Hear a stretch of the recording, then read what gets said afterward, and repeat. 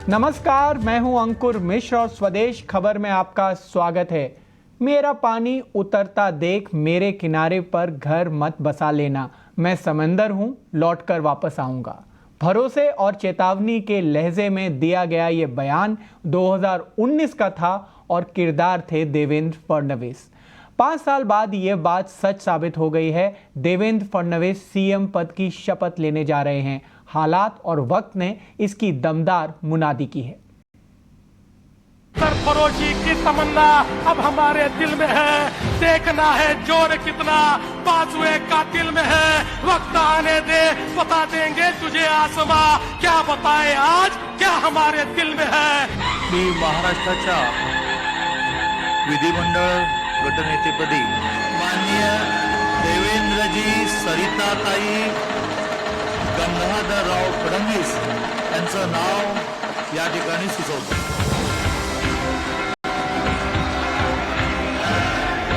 याला मी मनापासून अनुमोदन देते।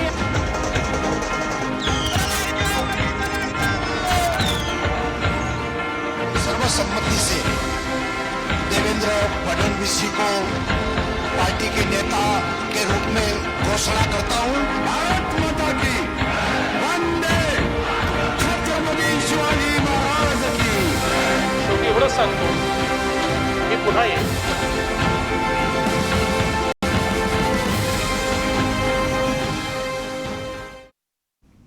मी पुनः आलो।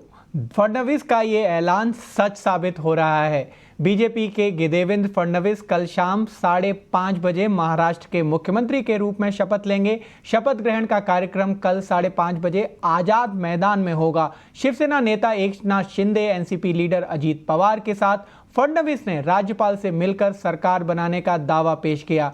देवेंद्र फडणवीस ने भरोसा जताया कि एकनाथ शिंदे सरकार का हिस्सा होंगे। वहीं शिंदे ने कहा, कौन शपथ लेगा फैसला शाम तक हो जाएगा। इसी मुद्दे पर 2 खास मेहमानों से चर्चा करेंगे। मंत्रिमंडल के चेहरों को लेकर अपने सहयोगी से बात भी करेंगे। लेकिन पहले सुनते हैं महाराष्ट्र के नए नायक को और उनको जो अब महायुति में खास रोल निभाएंगे। आभार व्यक्त करना चाहता हूं आदरणीय मुख्यमंत्री एकनाथ शिंदे जी का। एकनाथराव शिंदे जी ने शिवसेना के अध्यक्ष के तौर पर और शिवसेना के लेजिस्लेचर पार्टी के प्रमुख के तौर पर महाराष्ट्र के मुख्यमंत्री पद के लिए मेरे नाम की सिफारिश का पत्र दिया है। साथ साथ माननीय अजीत दादा पवार जी ने भी उसी प्रकार का पत्र दिया है। नई सरकार का शपथ विधि ये 5 तारीख को शाम को 5:30 बजे विश्व गौरव भारत के प्रधानमंत्री माननीय नरेंद्र मोदी जी की उपस्थिति में संपन्न होगा। मुंबई के आज़ाद मैदान पर ये संपन्न होगा और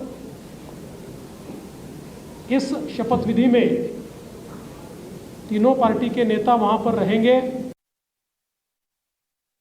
बहुत खुशी है मुझे कि 2.5 साल में हमारी सरकार ने, महायुति सरकार ने और हम तीनों ने और हमारी टीम ने जो काम किया है वो उल्लेखनीय है। उसके इतिहास में उसका सुनहरे अक्षरों में लिखा जाएगा। इतने बड़े निर्णय लिए, इसकी हमें खुशी है। चलिए, महाराष्ट्र के मुख्यमंत्री तो तय हो गए हैं, लेकिन सरकार बननी अभी बाकी है। इस पर और डिटेल में चर्चा करते हैं हमारे मेहमान जयप्रकाश सिंह जी और मयूर पारिक जी के साथ। आपका स्वागत है ET Now स्वदेश पर। मेरा पहला सवाल जयप्रकाश सिंह जी से होगा। हम बात ही कर रहे थे कि आखिर कौन हो सकता है मुख्यमंत्री। जो सोचा था लगभग वही हुआ? बिल्कुल, जो सोचा था वही हुआ। और जिस तरह से ऐसा माना जा रहा था कि देवेंद्र फडणवीस ही इस भारतीय जनता पार्टी के विधायकों की पहली पसंद होंगे, और वो हुआ भी। ET Now पर ही हमने सबसे पहले इस बात को भी रखा था कि करीब 167 विधायक 230-232 में जो चुनकर आए हैं, जिसमें अजीत पवार की पार्टी के 41 विधायक हैं, 132 विधायक भारतीय जनता पार्टी के हैं। ये सभी विधायक चाहते हैं कि देवेंद्र फडणवीस ही विधायक दल का नेता बने, भारतीय जनता पार्टी जो सबसे बड़ी पार्टी है, और महाराष्ट्र के अगले मुख्यमंत्री के रूप में वो शपथ ले 5 दिसंबर को, और वैसा ही हो रहा है। और देवेंद्र फडणवीस को भाजपा विधायक दल ने अपना नेता चुना है। कल यानी 5 दिसंबर को 5:30 बजे के आसपास आजाद मैदान पर भव्य शपथ समारोह का जो आयोजन किया गया है, उसमें देश के प्रधानमंत्री नरेंद्र मोदी भी शामिल होंगे। उसमें देवेंद्र फडणवीस पद और गोपनीयता की शपथ लेंगे। अजीत पवार और एकनाथ शिंदे उप मुख्यमंत्री पद की शपथ लेंगे। यहां पर एक मैं बात बता दूं कि राजभवन में राज्यपाल को सरकार बनाने का जब ये दिया, एक लेटर दिया, देवेंद्र फडणवीस, एकनाथ शिंदे और अजीत पवार तीनों वहां पर गए थे। उसके बाद मीडिया से इनकी बात हुई तो एकनाथ शिंदे ने कहा कि आज शाम के बाद ये तय होगा कि मैं उप मुख्यमंत्री पद की शपथ ले रहा हूं कि नहीं। तो अजीत पवार तुरंत बोले कि मैं ले रहा हूं, एकनाथ शिंदे जी का मुझे नहीं पता। तो उसके बाद एकनाथ शिंदे ने कहा कि ये तो सुबह शाम शपथ ही लेते रहते हैं उप मुख्यमंत्री पद की, इनकी बात अलग है, लेकिन मैं शाम को बताऊंगा। तो एकनाथ शिंदे कहीं ना कहीं पूरी तरह से उनकी नाराजगी दूर नहीं हुई है, ये बात मानी जा सकती है। और यही वजह है कि वर्षा बंगले में अभी बहुत इंपॉर्टेंट मीटिंग होगी, जिसमें देवेंद्र फडणवीस, एकनाथ शिंदे और अजीत पवार तीनों बैठेंगे और ये तीनों चर्चा करेंगे कि मंत्रिमंडल में किसे किसे स्थान देना है, किन किन विधायकों को मंत्री बनाया जाना है। और उसके बाद ये भी तय होगा कि गृह मंत्री पद किसके पास रहेगा। हालांकि मैं आपको बता दूं कि जो अंदर खाने की खबर है, गृह मंत्री पद देवेंद्र फडणवीस अपने पास रखेंगे, PWD urban development Eknath Shinde को देंगे और इरिगेशन और फाइनेंस अजीत पवार को देंगे। तो निश्चित तौर पे इतनी बातें तो साफ हो चुकी हैं, लेकिन कृषि मंत्रालय किसके पास रहेगा, फॉरेस्ट किसके पास रहेगा, रूरल डेवलपमेंट, ये सारी जो डिपार्टमेंट्स हैं, रेवेन्यू डिपार्टमेंट है, इसके ऊपर चर्चा होनी और तीनों नेता इस पर शाम को चर्चा करेंगे। और चर्चा करने के बाद जो है कल कितने लोगों को शपथ दिलाया जाएगा, उस पर स्थिति साफ हो जाएगी। प्रकाश सिंह जी, आपने काफ़ी डिटेल्स बताई, लेकिन एक सवाल मैं पारिक जी से पूछना चाहूँगा। आपने जो तस्वीरें हैं वो देखी होंगी आज जो राजभवन में गए, उस बॉडी लैंग्वेज से क्या साफ होता है? आपको लगता है कि शिंदे जी अभी भी नाराज हैं? देखिए, ये पावर पॉलिटिक्स तो होना ही, ये शुरुआत में ही एंटीसिपेटेड था। पहले फॉर्मूला जो बना था वो फॉर्मूला एकदम क्लियर था कि अगर मुख्यमंत्री एकनाथ शिंदे बनते हैं तो होम डिपार्टमेंट जो है वो देवेंद्र फडणवीस के पास जाएगा। अजीत पवार, इन्होंने अपनी पोजीशन पहले से क्लियर रखी थी। वो finance ministry, agriculture, cooperative sector, ये 4-5 सेक्टर जहां पे कि उनकी पार्टी, उनका वोटर जुड़ा हुआ है, वो सेक्टर से खुश है, वही सेक्टर को लेकर वो नई सरकार में आगे बढ़ना चाहते हैं। लेकिन एकनाथ शिंदे, इनकी बात अलग है। एकनाथ शिंदे शिवसेना से अलग भी हुए हैं और अब एकनाथ शिंदे को उनके जो समर्थक उनके साथ जुड़े रहे हैं उनको पे बैक करना। पे बैक का मतलब होता है सत्ता में बरोबरी की हिस्सेदारी। और जब पहला फॉर्मूला था कि मुख्यमंत्री अगर देवेंद्र फडणवीस जो है वो गृह मंत्री बनेंगे और मुख्यमंत्री एकनाथ शिंदे बनेंगे, तो अब जब देवेंद्र फडणवीस मुख्यमंत्री बन रहे हैं तो गृह मंत्रालय जो है एकनाथ शिंदे को चाहिए। और इसी मामले को लेकर रार बनी हुई 3-4 और महत्वपूर्ण पोर्टफोलियो हैं जिसके विषय में अब तक कोई विशेष चर्चा नहीं हुई है। अर्बन डेवलपमेंट, ये सबसे पहला इंपॉर्टेंट है। रेवेन्यू डिपार्टमेंट, ये इंपॉर्टेंट सेक्टर है। तो इस तरह के कुछ मसलों के ऊपर एकनाथ शिंदे, जिन्हें चुनाव से पहले प्रॉमिस किया गया था या जिस फॉर्मूले पे पुरानी सरकार चल रही, उसको अगर रीअलाइन करने की बात आती है तो एकनाथ शिंदे जो है वो अपनी बात मनवाने पर इस समय अड़े हुए। मुझे जहां तक लगता है एकनाथ शिंदे ये बिल्कुल अलग टाइप के पॉलिटिशियन है। ये सार्वजनिक स्थानों पर अपना गुस्सा, अपना विरोध दर्ज नहीं करा, लेकिन अपनी बात को निश्चित तौर पर वो पकड़े रखते हैं। यही चीज हमने जब वो शिवसेना, जिसके अध्यक्ष उद्धव ठाकरे थे, उस समय भी देखी, और उसके बाद उन्होंने कड़ा कदम उठाया तो शिवसेना के 2 टुकड़े। और अब की बार भी हम देख रहे हैं कि वो बहुत ही शांतिपूर्ण रूप से लेकिन डटे हुए हैं। प्रेस कॉन्फ्रेंस में उन्होंने साफ कर दिया, मैं शपथ लूंगा या नहीं, अभी तो 24 घंटे बाकी हैं। और उसी के साथ उन्होंने नरेंद्र मोदी और अमित शाह, इन दोनों को पूरी तरह से सम्मान भी दिया, ये भी कह दिया कि ये जो भी फैसला करेंगे मुझे मंजूर हो। यानी कि इमेज को भी ठेस नहीं पहुंचाई, लेकिन अपनी बात पर अड़े रहे। अब बॉल जो है वो बीजेपी के पाले में है और ये 24 घंटे में क्या होगा ये देखना दिलचस्प होगा। बिल्कुल, आपका जो पॉइंट है वो वैलिड है, लेकिन अभी एक सवाल का आंसर हमें मिल चुका है कि महाराष्ट्र के मुख्यमंत्री कौन होंगे। लेकिन एक और सवाल है, क्या शिंदे कैबिनेट का हिस्सा होंगे?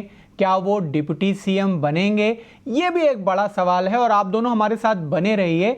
हमारे संवाददाता अतुल सिंह जुड़ गए हैं ज़्यादा जानकारी के साथ कि कल आखिर क्या हो सकता है।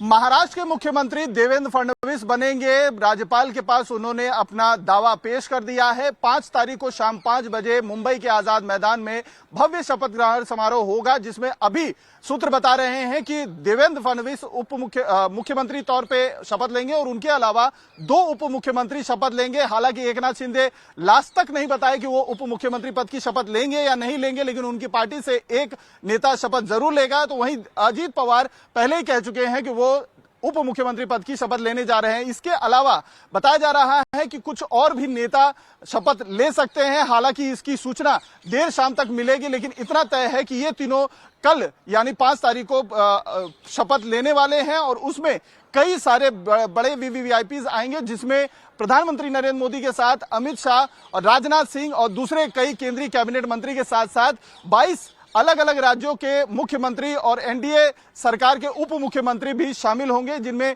उनके अलावा साधु संतों और कई सारे धर्मगुरुओं को भी बुलाया गया है। जहां तक महाराष्ट्र की सरकार के गठन की बात है तो फिलहाल के लिए 3 बड़े नेता जो उप मुख्यमंत्री और मुख्यमंत्री हैं, फिलहाल 5 तारीख को वो शपथ लेंगे, ये चीज क्लियर हो चुकी है। लेकिन सूत्र ये भी बता रहे हैं कि अगर तीनों पार्टियों की तरफ से अलग अलग जो मंत्री हैं वो शपथ लेते हैं तो 5-5-5 यानी कुल 15 जो नेता हैं वो हो सकता है कि पोर्टफोलियो के साथ साथ शपथ लें और उसके बाद जो आगे की महायुति की बैठक है और उसमें जो कैबिनेट का एक्सपेंशन है या जो पोर्टफोलियोज है उसके बारे में निश्चित किया जाएगा।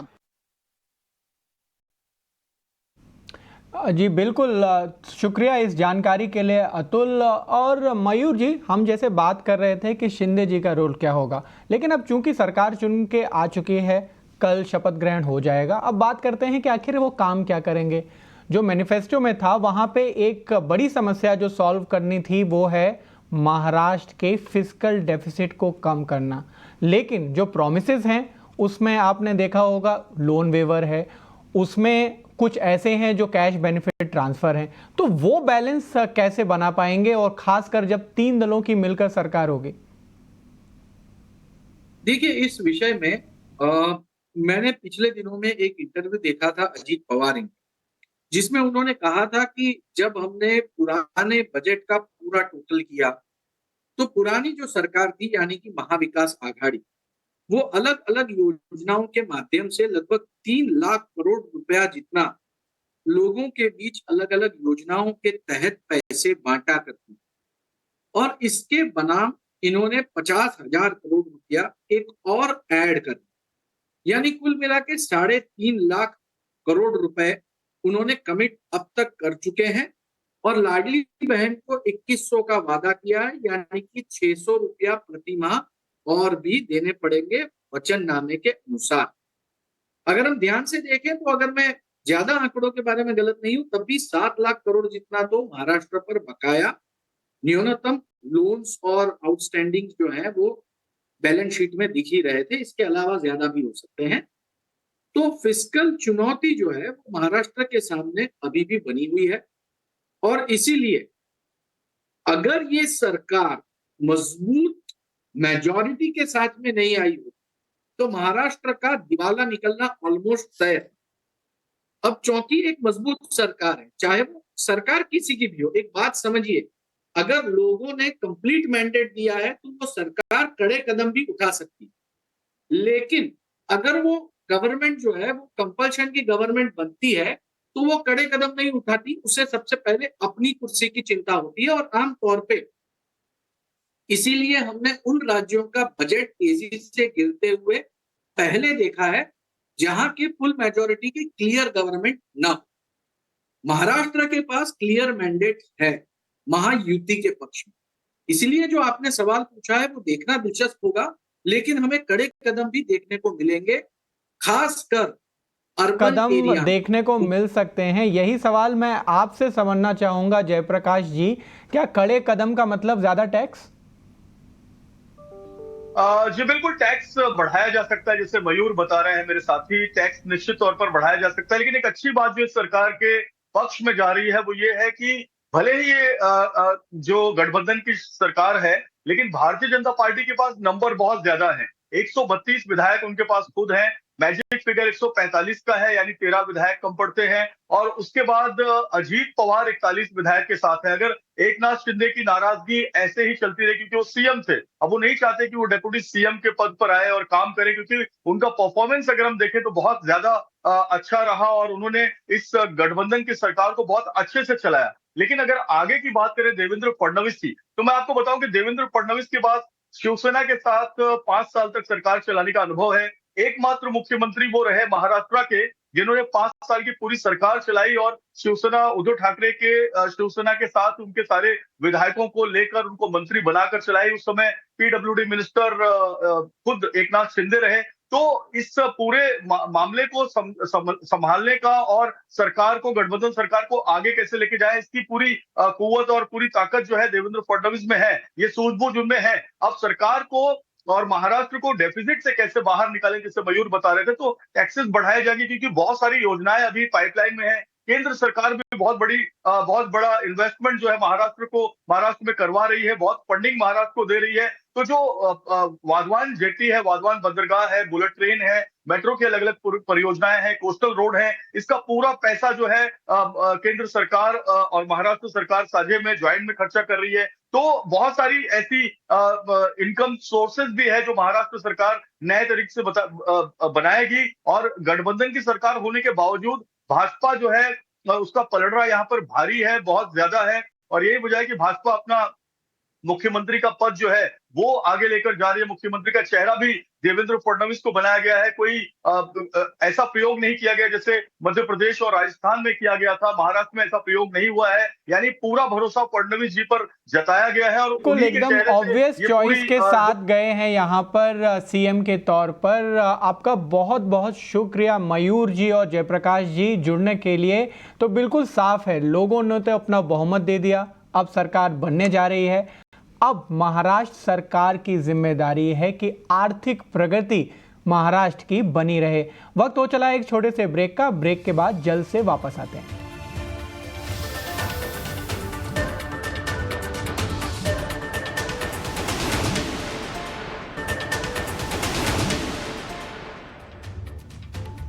ब्रेक के बाद आपका स्वागत है और अब राजनीति के बाद करते हैं बात मार्केट की। कैसा रहा बाजार का एक्शन, आज बता रही हैं अशेषा। बिल्कुल, चौथे दिन लगातार भारतीय बाजार हरे निशान में बंद होते हुए नजर आए, करीब 24,470 के आसपास। लाइफ इंश्योरेंस स्टॉक्स में आज अच्छा एक्शन दिखा। एचडीएफसी लाइफ और एसबीआई लाइफ निफ्टी के टॉप गेनर्स में शामिल थे। इसके अलावा HDFC bank all time high levels पर बंद हुआ। अपोलो हॉस्पिटल्स और एनटीपीसी ये भी कुछ स्टॉक्स थे जो निफ्टी के टॉप गेनर्स में शामिल थे। लूजिंग साइड की बात करें तो भारतीय एयरटेल 2 से 2.5% की गिरावट यहां पर दिखी। सिप्ला, बजाज ऑटो और टाटा मोटर्स ये कुछ और स्टॉक से ऑटो सेक्टर से जहां पर आज कमजोरी दिखी।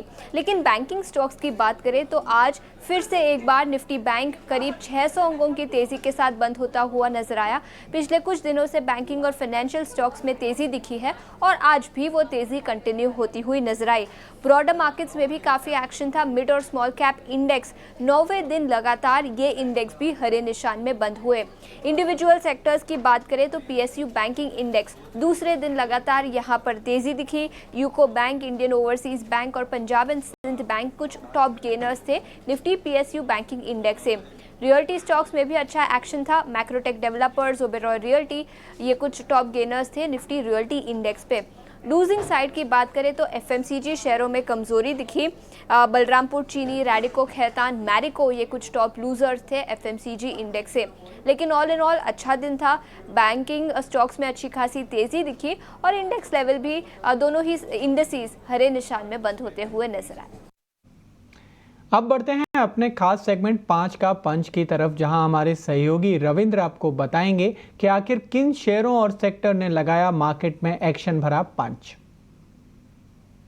शुरुआत करते 5 के पंच का, और 5 के पंच में जो हमारा पहला शेयर है वो पीआई इंडस्ट्री, जहां पर क्यूमीआई केमिकल ने अपना फुल ईयर का जो गाइडेंस है वो रिवाइज किया है। क्यूमीआई ने रेवेन्यू एस्टिमेट जो है 4% से इंक्रीज़ किया है, वहीं एबिटा में भी जो है 15% से इंक्रीज़ किया है, और पैट में भी जो है 14.2% का इंक्रीज़ किया है। यहाँ पे ध्यान में रखने वाली ये बात है कि पीआई इंडस्ट्री जो है अपना 65 से 70% का एक्सपोर्ट जो है क्यूमीआई इंडस्ट्री को करती है। अगला जो स्टॉक है पीबी फिनटेक, जहाँ पर कंपनी ने अनाउंस किया है कि वो एक होली ऑन सब्सिडरी फॉर्म करने वाली है पीबी हेल्थ केयर करके, और जिससे कंपनी जो है ऑफर करेगी हेल्थ केयर और एलाइड सर्विसेज। अगला जो स्टॉक है जीएसडब्ल्यू इंफ्रास्ट्रक्चर, जहाँ पर इन्वेस्टक ने अपनी एक ब्रोकरेज नोट निकाली है जीएसडब्ल्यू इंफ्रास्ट्रक्चर पर, और उन्होंने जो है इनिशिएट किया है बाय रेटिंग, और टारगेट प्राइस जो है 370 का रखा है।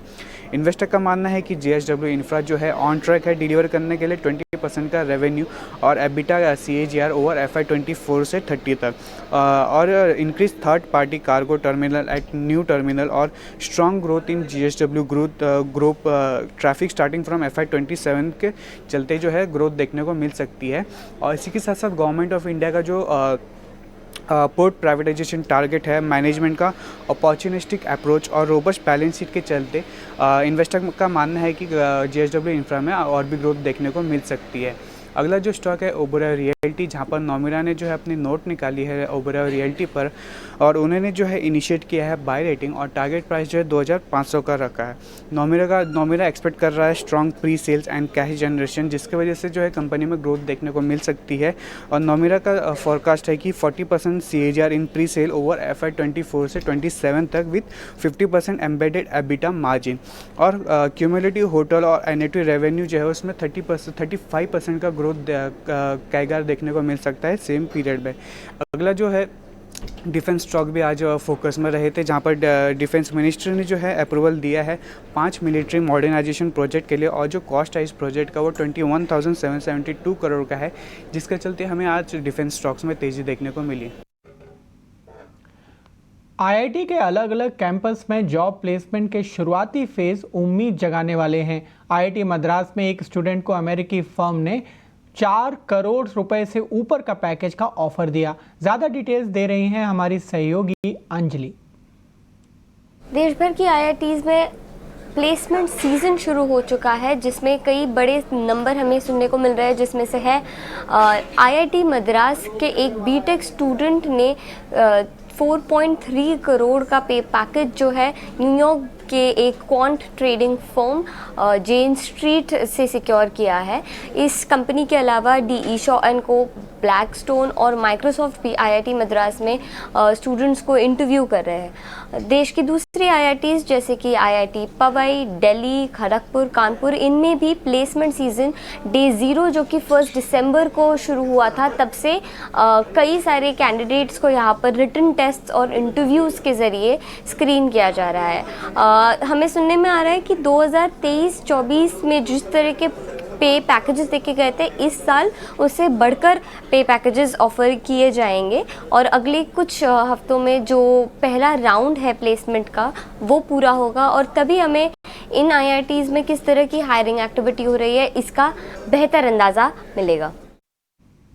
चलिए अब बात करते हैं देश की आईटी कैपिटल बेंगलुरु की, जहां कैनरा बैंक के सालाना मैराथन ने शहर की गली गली में जोश भर दिया। इस हाई एनर्जी इवेंट की झलक पाने के लिए देखिए ये रिपोर्ट।